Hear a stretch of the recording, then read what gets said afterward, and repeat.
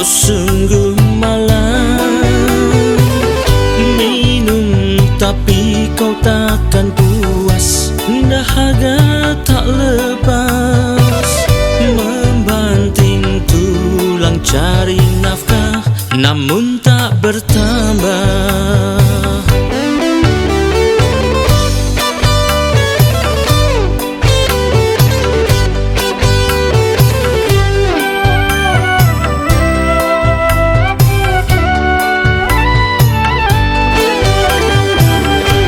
Kau mengharap dapatkan banyak, namun selalu kau terhenyak, sebab waktu kau bawa pulang banyak yang hilang. Mengapa demikian malam nasib menjelang? Bertanyalah kepada Dia yang Maha Kuasa. Oh, mengapa, oh, mengapa, oh, pedinian hati ini. Tapi dengarlah kawan, apa kata firman Tuhan, dan ukirkan dalam-dalam di hatimu.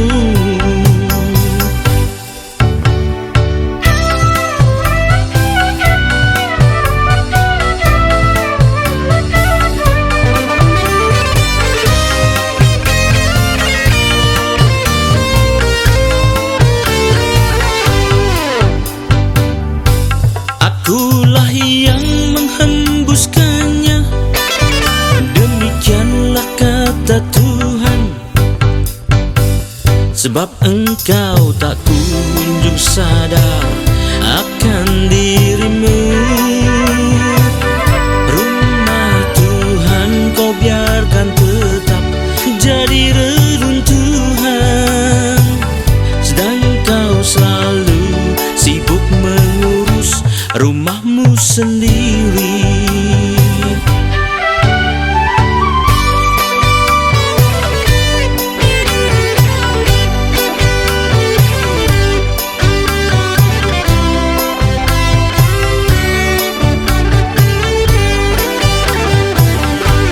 Apakah arti rumah Tuhan? Itu hubunganmu dengannya. Dan apa arti rumahmu? Itu hidup manusiawimu. Haruslah kau naik ke gunung dan bawa kayumu untuk membangun rumah Tuhan di atas sana. Oh, lihatlah dan buktikanlah. Oh, bila kau taat lakukannya, Dia akan berkenan dan menyatakan kemuliaannya. Maka hidupmu penuh berkat berkelimpahan.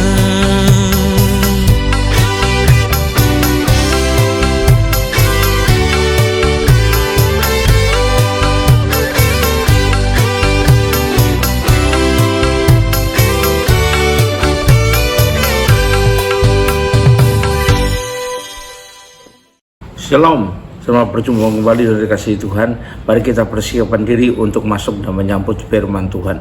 Tapi sebelumnya marilah kita berdoa. Terima kasih Tuhan, kami umat-Mu siap menyambut firman-Mu. Urapilah kami semua dan urapi hamba-Mu yang akan menyampaikan firman ini, agar firman ini boleh tidak kembali dengan sia-sia, dan bisa tumbuh dalam hidup kami dan menghasilkan buah yang baik dan berlipat ganda, yaitu sampai 30 kali, 60 kali, bahkan 100 kali ganda. Dan berikan juga pada kami semua Tuhan urapan khusus roh hikmat dan wahyu daripadamu, agar kami boleh menangkap, mengerti maksud dan isi firman-Mu ini dengan baik dan benar. Terima kasih Tuhan, kami siap sambut firman-Mu ini hanya dalam satu nama yang berkuasa, yaitu nama-Mu Tuhan Yesus Kristus. Haleluya, amin. Nah, sekali lagi salam dan kasih Tuhan. Mari kita masuk dalam firman Tuhan. Ya, tema dari firman Tuhan pada saat ini saya pilihkan bertemakan bermusuhan atau sikap bermusuhan atau rasa bermusuhan. Ya, dalam kehidupan manusia. Sebagian juga orang percaya juga loh ya. Ada juga yang masih punya sikap bermusuhan. Ya. Apa arti bermusuhan? Itu bisa berupa sikap bermusuhan atau perasaan bermusuhan. Ya, itu adalah hal yang banyak kita jumpai dalam kehidupan sehari-hari. Kebalikannya adalah sikap dan rasa persahabatan. Namun sebenarnya rasa bermusuhan ini perlu kita hindari, harus kita jauhi dari kehidupan kita, karena kita adalah pengiring Kristus, adalah anak-anak Tuhan, dan firman Tuhan mengajarkan buat kita. Mari kita baca Matius 5 ayat 44. Tapi aku berkata kepadamu, kasihilah musuhmu dan berdoa bagi mereka yang menganiaya kamu. Jadi bukan malah ngambil sikap bermusuhan ya. Kalau kita baca lagi di 2 Tesalonika ayat 15. 2 Tesalonika 3 ayat 15. Tapi janganlah anggap dia sebagai musuh, tapi tegurlah dia sebagai seorang saudara. Jadi jangan ambil sikap bermusuhan. Nah, ada cukup banyak ayat tentang hal ini ya, tetapi saya juga bacakan 2 saja yang menunjukkan bahwa kita sebaiknya menjauhkan dari diri kita sikap yang bermusuhan ya. Lalu kita perlu belajar juga lebih memahami lagi mengapa Tuhan tidak menginginkan hal ini, kenapa Tuhan tidak menyukainya. Ya, mari kita pelajari. Pertama sebabnya lagi, yaitu karena ini sikap bermusuhan dan diri yang kalau kita punya, kalau kita pelihara, itu menunjukkan atau membuktikan bahwa hati kita belum bersih ya, belum bersih. Kita lihat lagi di Amsal 4 ayat 23, menunjukkan dan membuktikan bahwa hati kita belum bersih ya. Kita lihat di Amsal pasal 4 ayat 23 yang mengatakan, jagalah hatimu dengan segala kewaspadaan, karena dari situlah terpancar kehidupan. Jadi kalau terpancar hidup kita sikap bermusuhan, hati kita berarti tidak terjaga dengan baik, hati kita belum bersih ya. Jadi kita tahu dengan Tuhan mengatakan demikian. Bayangkan bila hati berisikan misalnya bahkan dipenuhi rasa bermusuhan, kebencian, dendam dan lain sebagainya. Seperti itu, mana mungkin Kristus mau masuk dan tinggal di dalam hati kita ya. Kalau kamar misalnya, kamar itu masih kotor padahal Tuhan ingin masuk, nah ini nggak cocok sama sekali ya. Kita perlu bersihkan hati kita, jangan kita buktikan bahwa hati kita belum bersih. Yang pertama. Yang kedua, kita lihat ya, bahwa kalau kita punya sikap bermusuhan terus, itu bisa jadi pemicu atau awal dari kejahatan lain yang lebih besar nanti ya. Kita lihat di 1 Yohanes 3 ayat 15. Jadi bisa jadi pemicu atau awal dari kejahatan lain yang lebih besar. Siap orang yang membenci saudaranya adalah seorang pembunuh manusia, dan kamu tahu bahwa tidak seorang pembunuh yang tetap memiliki hidup yang kekal di dalam dirinya, sehingga tidak bisa kita dapati lagi atau punyai lagi hidup yang kekal itu ya. Kita baca lagi Titus 3 ayat 3. Titus pasal 3 ayat 3. Karena dahulu kita juga hidup dalam kejahilan, tidak taat, sesat, dan menjadi hamba berbagai nafsu, dan hidup dalam kejahatan dan kedengkian, keji, dan saling membenci. Itulah gambaran dari sikap bermusuhan kita ya. Kita harus pahami dengan baik. Kita baca lagi 1 Yohanes 4 ayat ke-20. 1 Yohanes 4 ayat ke-20. Jikalau seorang berkata, aku mengasihi Allah, dan ia membenci saudaranya, punya sikap bermusuhan, maka ia adalah pendusta. Karena barang siapa tidak mengasihi saudara yang dilihatnya, yang benci, punya sikap bermusuhan, ia tidak mungkin mengasihi Allah yang tidak dilihatnya. Jelas sekali firman Tuhan mengajarkan kita ya. Jadi bila sudah ada rasa permusuhan ya yang kita pelihara dalam diri kita, maka pikiran dan tindakan serta keputusan yang akan diambil kita bisa menjadi lebih jahat lagi di mata Tuhan. Karena itu buanglah itu semua, jangan dipelihara, jangan ditumbuhkan lagi, tapi buanglah itu semua.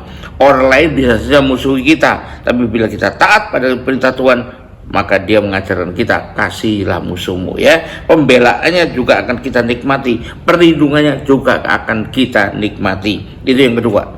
Yang ketiga, karena kalau kita memelihara sikap bermusuhan, maka itu akan memberi kesempatan yang lebih besar bagi jebakan-jebakan si jahat atas kehidupan kita ya. Kita baca di 1 Petrus 5 ayat 8. Kita mesti waspada, kalau tidak maka jebakan itu akan menjatuhkan kita lebih dalam lagi. Bila itu kita pelihara terus, berarti kita membuka kesempatan bagi iblis untuk kemudian berlaku jahil kepada kita. Sadarlah dan berjaga-jagalah. Lawanmu si iblis berjalan keliling sama seperti singa yang mengaum-ngaum dan mencari orang yang dapat ditelannya. Jadi waspadalah, sadarlah, berjaga-jagalah. Jangan pelihara sikap bermusuhan. Kita baca lagi Efesus 4 ayat 27. Dan janganlah memberi kesempatan kepada iblis. Dengan memelihara sikap bermusuhan itu dalam diri kita, maka kita memberi kesempatan besar kepada iblis ya. Jangan beri kesempatan kepada iblis. Kita perlu tahu.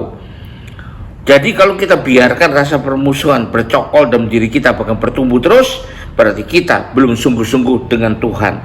Iblis pun mengetahuinya dan akan merasa mendapat peluang besar untuk masukkan kita dalam jebakannya, buat kita makin dalam lagi jatuh ke dalam jurang dosa. Hati-hati. Nah, memberi kesempatan kepada iblis.